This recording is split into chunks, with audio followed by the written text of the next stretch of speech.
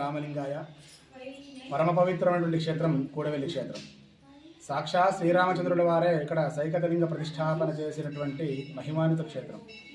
త్రేతాయుగంలో శ్రీరామచంద్రుల వారు ఏ ముహూర్తానో ఈ శివలింగ ప్రతిష్టాపన చేశారో అదే ముహూర్తం పురస్కరించుకుని అంటే పుష్యబహుళ అమావాస్య నుంచి మొదలుకొని జాతరోత్సవాలు అత్యంత వైభవపేతంగా జరుగుతాయి.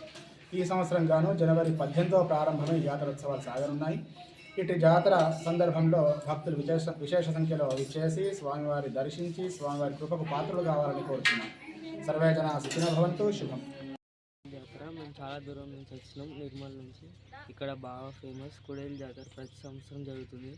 ఈ సంవత్సరం 18-19 నుంచి స్టార్ట్ అవుతుంది. మేము అప్పుడు రష్ ఉంటుందని ఇప్పుడు వచ్చినాం. మాది నిర్మల్.